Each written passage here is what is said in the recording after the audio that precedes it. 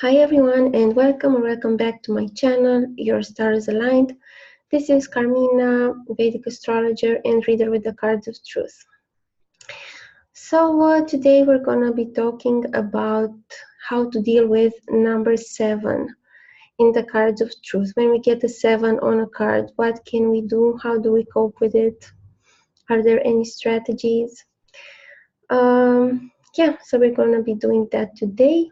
And before that, I'm going to quickly remind you that this Saturday from 6 p.m. Central European Time, I'm going to be teaching a webinar on how to time events with the cards of truth. And on Sunday at 4:30 p.m. UK time, I'm going to be hosting together with Michael Reed and teaching a webinar on how you can see foreign residents with astrology and the cards of truth. Okay, so I hope to see you guys there. I'm gonna post some links below, or you can just message me if you wanna find out more details about these classes. So today, the 7, the dreadful number 7. Okay, so what is number 7? The number 7 has the energy of Saturn. It's a manifestation of Saturn. So it's all about letting go and ending things. And of course, it's a painful letting go. But it's something that you also see that it's coming. It's been coming for a long time. You know, in astrology, Saturn rules like chronic disease, among other things. So it's things that have been building up and building up and building up until you reach a point of no return. So yeah, you have to let go of something or the other. For instance, so we have like the sevens in the cards of truth. The black sevens are the more active, the more masculine, the more young energy, and the red sevens are the more passive and feminine energy, but they all have to do with letting go.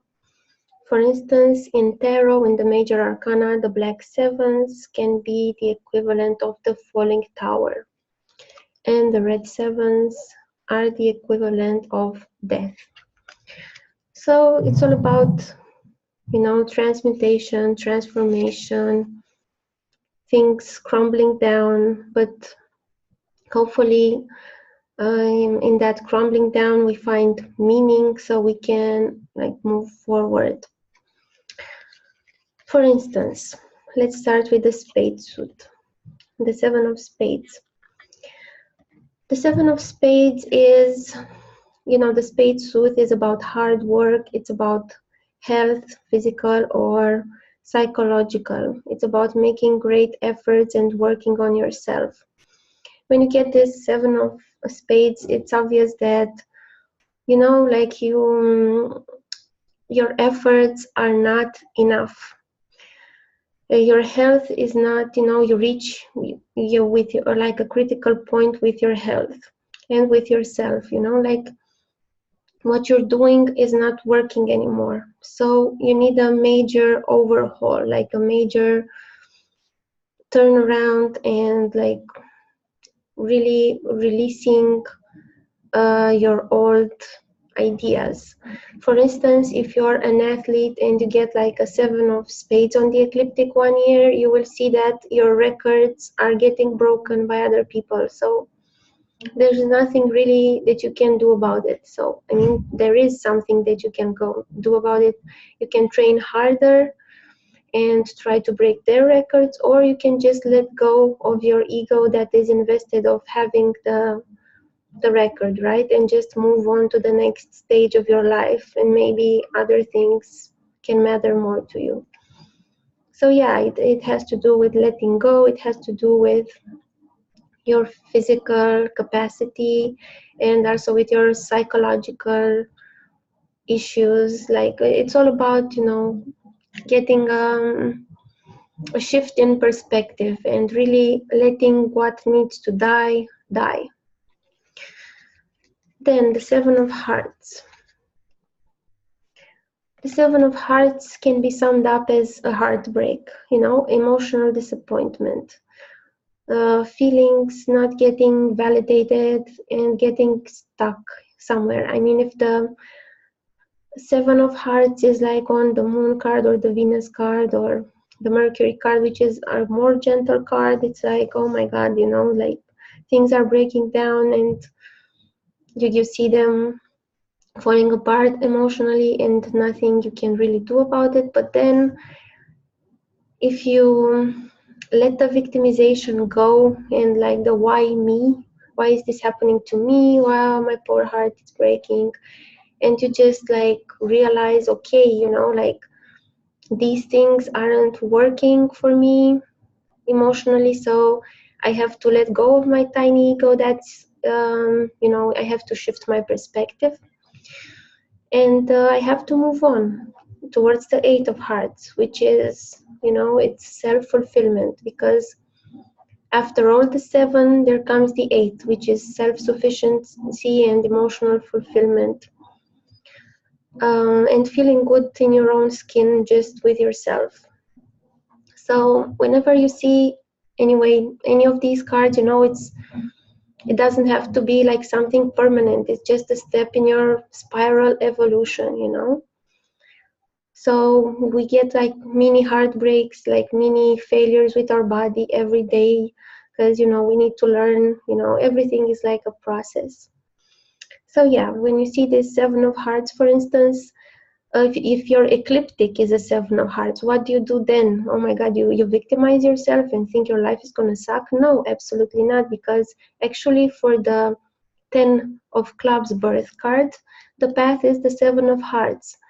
So they have to work on their ego, which is really attached to the emotional neediness and things. And the tens of clubs, I found so many successful and admirable people that have this birth card.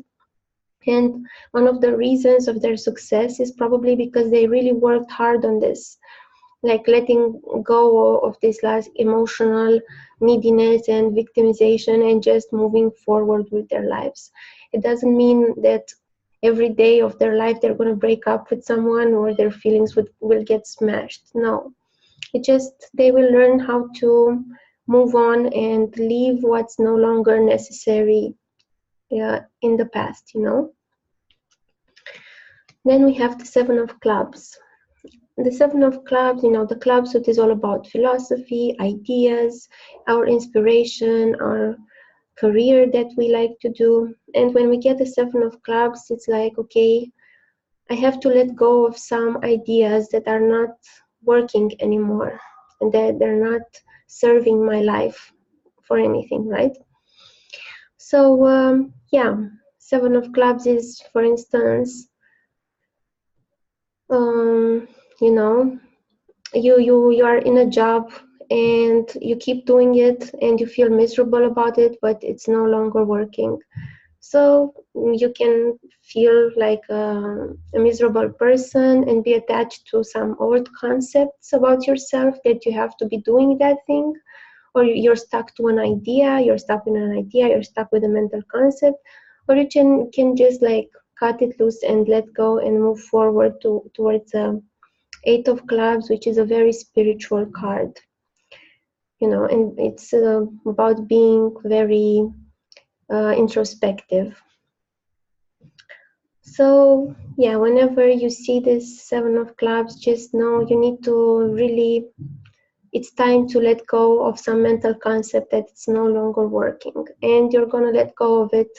It can be a more painful letting go, or it can be more, letting go with knowing that you have to let go. And that happens especially when you get the seven on a Saturn card, because Saturn is the energy of the seven, so it helps like moving on much, in a more easy fashion. Then we have the Seven of Diamonds. When you have the Seven of Diamonds, things are not working materially, and you have to try a lot of different things and really cut off the material pursuits that are not working. So out of 100 things, 99 are not working. You cut them loose and you focus on that thing that is working. But that thing that is working may not necessarily be your favorite thing. That's why the Seven of Diamonds is called the millionaire card, because that's what millionaires do. They keep trying and trying, and they're perseverant. This is one of the good qualities of Saturn. They keep trying and they just go with it. They stick with it. Perseverance and patience are the qualities that you need to keep in mind when you see the number 7. I'm going to say this, depending on the planets and the cusps and other configurations that fall into a spread, the 7 of Diamonds can actually also be physical death, because it's a semi-fixed card and it's connected to the 9 of Hearts. So it's like a conclusion, like ending of a cycle. So, but it's very rarely, because not everyone who gets a 7 of Diamonds as their ecliptic or in their year spread will die, So you have to be very careful about making that type of predictions. You have to have more knowledge and study more in depth. Yes, so this is about number 7. It's 7 is telling you to, let go of your old habits and just be more self-fulfilled, and also have patience, be perseverant, and be maybe more minimalistic in your approach. Yeah, I'm gonna have a 7 of Diamonds soon in my ecliptic path of the year, and I'm gonna tell you what that was about. So yeah, I hope you enjoyed this video. Like several of you were asking for number 7 as a video topic, and here it is. Let me know what other numbers you would like to see, or what other cards of astrology topics you would like to see here. Join the webinars that I'm teaching if you feel like it, because we always look over your charts as well, and we clarify questions that you have. So I think it's very useful. Okay, I'm gonna let you go now, so see you guys later. Bye.